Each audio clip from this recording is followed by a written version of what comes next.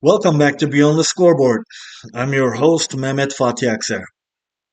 Throughout my coaching career, one lesson has become increasingly clear to me. Coaching is rarely just about players. We spend countless hours designing practices, studying opponents, developing offensive and defensive systems, and finding ways to help athletes reach their potential. Yet, one of the greatest influences on any athlete often sits just a few rows behind the bench. Whether we acknowledge it or not, parents shape the experience of sport every single day. They influence confidence, discipline, motivation, emotional well being, resilience, and even the culture of an entire team. The reality is that coaches never coach athletes in isolation. Every player arrives with a family, and every family becomes part of the environment in which that athlete develops. For that reason, one of the most overlooked leadership skills in coaching is not designing better practices or calling better plays. It is learning how to build healthy relationships with parents. Unfortunately, this topic is often discussed from the wrong perspective. Coaches gather together and exchange stories about difficult parents. And parents gather together and talk about difficult coaches. Both sides become defensive, and before long, they begin to see each other as opponents instead of partners. That mindset serves no one, especially the athlete standing in the middle of the relationship. I believe we need to approach this conversation differently. The question is not whether parents are good or bad. The question is whether we, as coaches, know how to lead one of the most influential groups surrounding our program. Leadership is not tested when everyone agrees with us. Leadership is tested when emotions are high, expectations are different, and communication becomes difficult. If we can successfully build trust with parents, we create an environment where everyone works toward the same goal. And if we fail, even the most talented team can become divided. One of the greatest mistakes young coaches make is believing that parents are outside the team. They are not. They may not wear the uniform or attend every practice, but they are part of the team's ecosystem. They drive athletes to practices before sunrise. They pay registration fees, purchase equipment, arrange transformation, sacrifice weekends, and invest an enormous amount of time and emotion into their child's experiences. In many cases, they reorganize family life around practices, games, and tournaments. Whether we realize it or not, many youth programs simply would not exist without the commitment of parents. Well, understanding that reality changes our perspective. Instead of asking, how do I deal with parents? Perhaps a better question is, how do I lead them? Those are very different questions. When we see parents only as potential problems, every disagreement feels like a battle.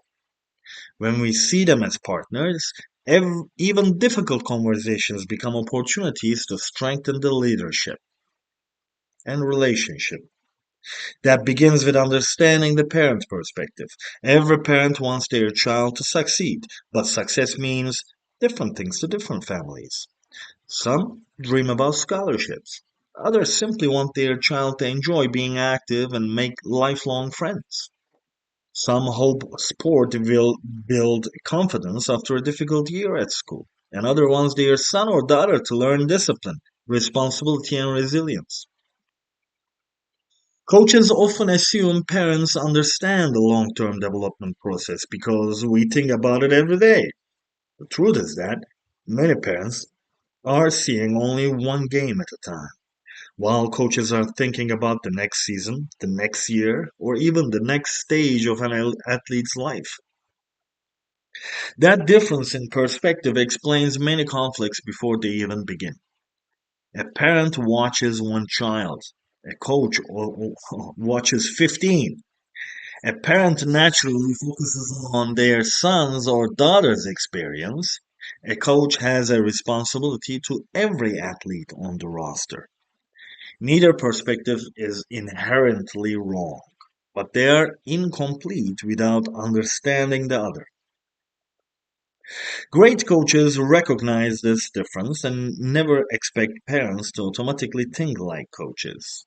Instead, they intentionally educate them throughout the season. And that's why I believe one of the most important meetings of the entire year happens before the first practice is even held. And it's not a strategy meeting when assistant coaches or scouting session before opening night. It is the preseason parent meeting. Unfortunately, many coaches either skip this meeting altogether or spend 15 rushed minutes discussing practice times and tournament schedule. They miss an extraordinary opportunity to establish the culture of the program before challenges arise. A preseason parents meeting should communicate much more than logistics. It should explain who you are as a coach, what your program stands for, what values you refuse to compromise, how athletes earn opportunities, how communication will take place, how concerns should be addressed, and what parents can expect throughout the season. Parents should never be left guessing about your philosophy. When expectations remain unspoken, people naturally create their own expectations, and that is often where frustration begins. One of the subjects coaches often avoid discussing is playing time because they fear conflict. Ironically, avoiding the conversation usually creates more conflict than addressing it honestly from the beginning. Parents deserve to understand the principles that guide your decisions. They may not always agree, but they should never be surprised. Explain whether playing time is based on effort, attendance, attitude, development, competition, team needs, or performance. Explain that roles may change throughout the season as players improve. Most importantly, explain that while every athlete deserves respect, encouragement, and opportunities to develop, and not every athlete will receive identical responsibilities during competition. Clarity rarely eliminates disappointment, but it almost always reduces misunderstanding. Communication extends far beyond the preseason meeting. One of the simplest ways coaches can strengthen trust is by communicating consistently throughout the year. Parents should not have to search for information about schedules, practice changes, travel details, or program expectations. Weekly updates, newsletters, emails, or team communication platforms may seem like small administrative tasks, but they send a powerful message. They tell families that the program is organized, transparent, and professional. In contrast, poor communication creates uncertainty, and uncertainty often invites assumptions. Once assumptions begin replacing facts, trust quickly starts to disappear. Another lesson I have learned over the years is that parents possess far more value than many coaches realize. Too often, coaches see parents only when problems arise, overlooking the incredible strengths they bring to a program. Within almost every team are professionals whose expertise can enrich the experience of every athlete. Some are teachers who understand education and child development. Others are physicians, physiotherapists, nutritionists, psychologists, business leaders, photographers, accountants, graphic designers, or community leaders. Many have skills that can strengthen a program in ways coaches could never accomplish alone. The strongest programs are rarely built by one coach doing everything. They are built by communities where everyone contributes their strengths toward a shared mission. This idea becomes even more important when we distinguish between youth sport and university athletics. While the relationship changes as athletes mature, it never disappears. In youth basketball, parents are deeply involved because children depend on them for almost everything. They provide transportation, financial support, emotional encouragement, and structure at home. Coaches who ignore parents in youth sport are ignoring one of the most influential factors in player development. As athletes move into university athletics, however, the relationship begins to evolve. Parents remain important, but the athlete is no longer a child. University coaches are developing young adults who are learning independence, accountability, and decision making. Parents continue to care deeply about scholarships, academics, injuries, and their child's well being. But the coach's primary relationship must now be with the athlete. Learning how to respect parents while empowering young adults to take ownership of their own journey becomes one of the most defining leadership challenges of university coaching. That transition also introduces a much more difficult conversation, one that every coach, regardless of level, will eventually face. Not every parent becomes a partner. Sometimes, despite our best efforts, parents unintentionally become obstacles to their own child's development, to the culture of the team, and even to the work coaches are trying to accomplish. Understanding why that happens, and more importantly, how exceptional coaches respond when it does, may be one of the most valuable leadership lessons we can learn. Well, perhaps the greatest challenge for any coach is recognizing that not every parent who creates problems intends to create problems. In most cases, their actions begin with good intentions. They want to protect their child from disappointment, help them succeed, or open doors they believe might otherwise remain closed. The difficulty is that good intentions do not always produce good outcomes.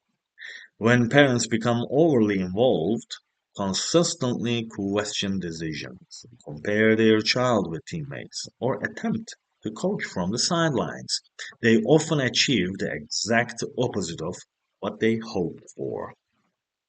Instead of building confidence, they create anxiety. Instead of encouraging independence, they create dependence. And instead of helping their child enjoy the game, they unintentionally make every practice and every competition feel like an evaluation. One of the saddest realities in youth sport is that some athletes eventually stop playing because they no longer associate basketball with joy. They associate it with pressure. Every missed shot becomes a conversation in the car. Every substitution becomes a discussion at dinner. Every game becomes a report card rather than an opportunity to compete, learn, and grow. Research has consistently shown that enjoyment is one of the strongest predictors of long term participation in youth sport, while excessive pressure is one of the leading reasons young athletes leave sport altogether. As coaches, we often cannot control what happens at home. But we can educate parents about the environment we are trying to create and remind them that long term development almost always produces better outcomes than short term results. Parents also need to understand that their influence extends far beyond their own child. One parent's behavior can shape the experience of an entire team. A negative comment after a game may spread through group chats before the players even arrive home. A rumor questioning the coach's decision can divide families who previously trusted one another. Constant complaints about playing time may cause teammates to feel guilty for earning opportunities they worked hard to achieve. And in some situations, athletes begin looking over their shoulders instead of trusting each other because adults have created an environment filled with comparison rather than collaboration. Team culture is fragile. It takes months or even years to build, but it can begin to deteriorate surprisingly quickly when negativity is allowed to spread unchecked. This is why coaches must never underestimate the importance of protecting culture. Culture is not built only during practices or games, it is built in parking lots, conversations between parents, emails, social media posts, and the countless interactions that occur outside the gym. Great coaches recognize this reality and refuse to ignore it.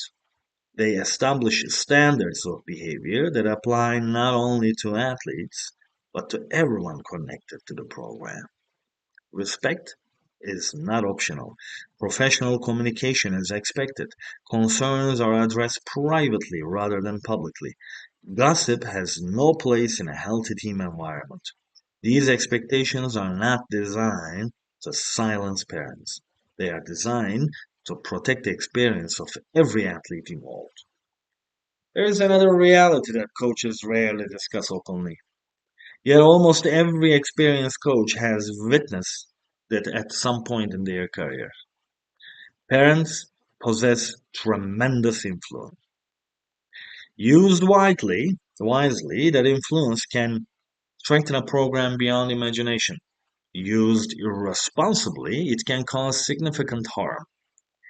Complaints made without first seeking clarification, rumors shared without evidence, or emotionally charged accusations can damage relationships, divide communities, and sometimes have lasting consequences for coaches, athletes, and entire organizations. In today's world, where information travels instantly through social media and messaging platforms, reputations can be affected long before the facts are fully understood. That's why professionalism matters so much. Coaches must communicate carefully, document important conversations, follow organizational policies, and remain calm even when emotions around them are. Protecting your integrity is not a sign of distrust. It is part of responsible leadership. For university coaches, these challenges often become more complex rather than disappearing. Parents continue to care deeply about scholarships, playing time, injuries, academic progress, transfer decisions, and future professional opportunities. At the same time, coaches have an ethical responsibility to develop independent young adults. One of the healthiest transitions a university program can encourage is helping athletes become the primary communicators regarding their own careers. Coaches should welcome respectful conversations with families when appropriate, but they should also encourage athletes to ask questions, discuss concerns, and take ownership of their own development. Leadership is not only about producing better basketball players. It's about preparing young people to navigate adult responsibilities with confidence and maturity. As coaches, we also have a responsibility to recognize that difficult conversations are inevitable. The goal should never to be avoided them. Instead, we should learn how to lead them. One principle has served me well throughout my coaching career: listen before you explain.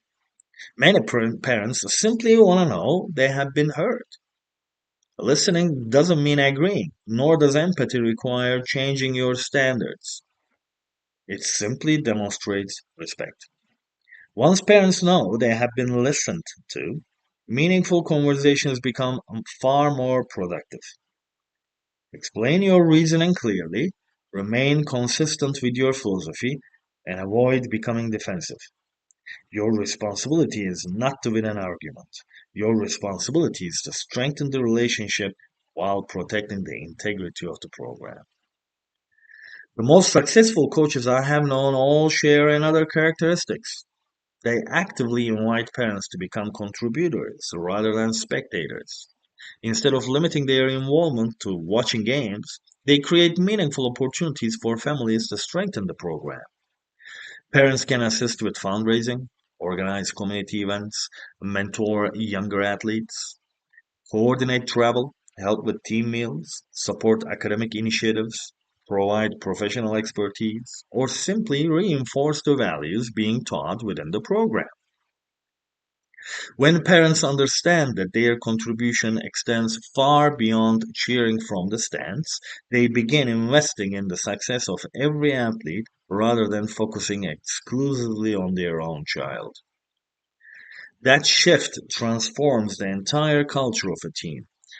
Parents begin celebrating effort instead of stats. They encourage resilience instead of making excuses. They praise teammates instead of comparing them. They reinforce respect for officials, opponents, and coaches.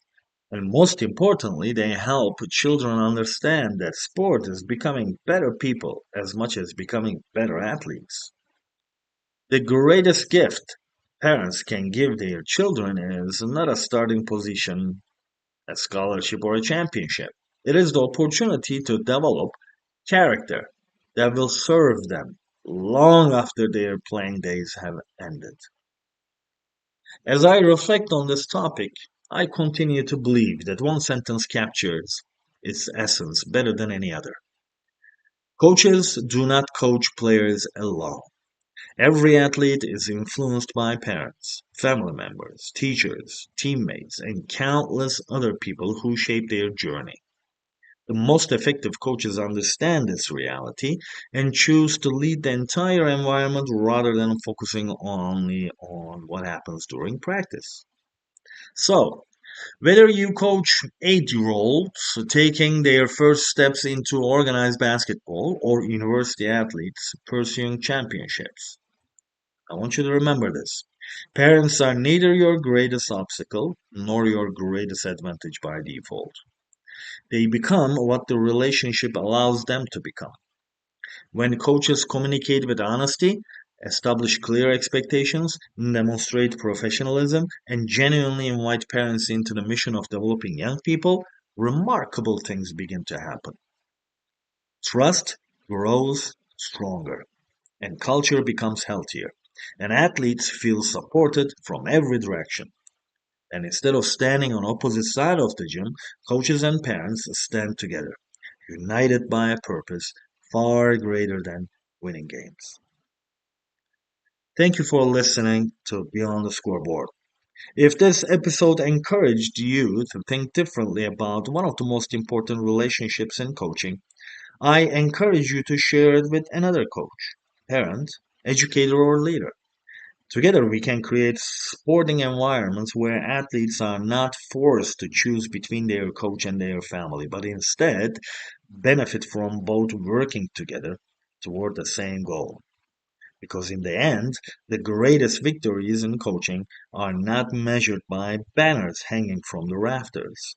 They are measured by the lives we help shape through trust, partnership, and leadership.